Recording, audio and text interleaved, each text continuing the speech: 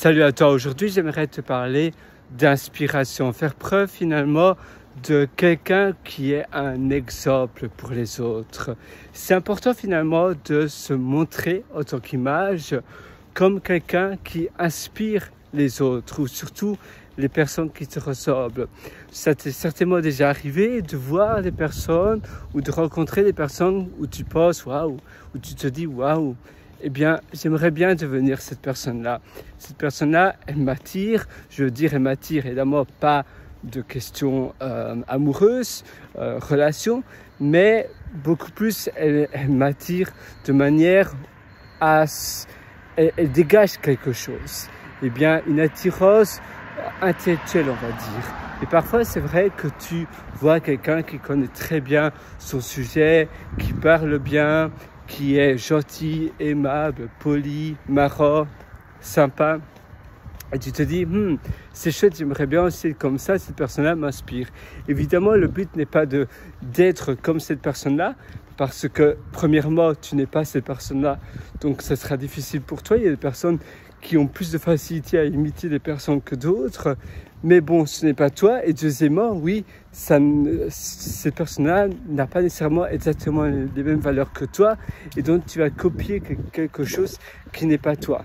Mais toi, tu vas montrer comment tu peux t'inspirer d'autres personnes pour que ces personnes-là ne te copient pas, mais simplement pour que ces personnes-là, finalement, t'apprécient en tant que personne. Et c'est ça le plus important.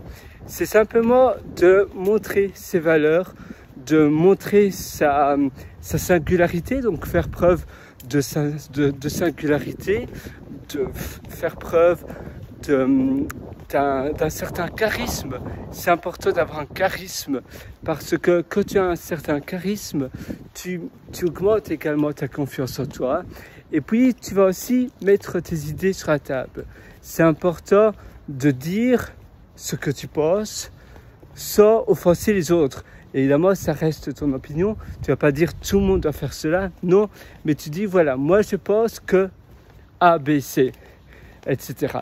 Évidemment, ça doit être vrai, ça ne doit pas simplement être une manière de mettre la poudre au feu, ou je ne sais pas comment on dit ça, l'huile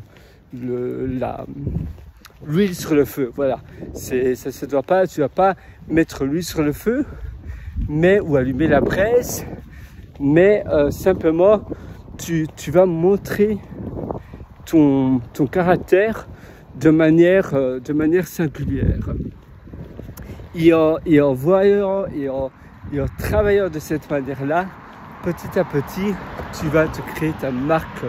Les gens vont te voir et vont te reconnaître pour qui tu es, pour la manière dont tu montres et tu défends tes valeurs et tes causes.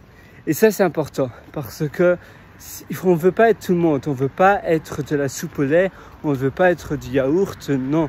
On veut simplement dire ce que l'on pense et d'une manière évidemment à ne pas offenser des personnes simplement par méchanceté, non, tu vas simplement dire ce que tu penses en restant aimable, gentil et bienveillant. Ça aussi c'est très important parce que la méchanceté gratuite ne va pas durer très longtemps et c'est simplement plus ou moins une preuve d'immaturité qu'autre chose.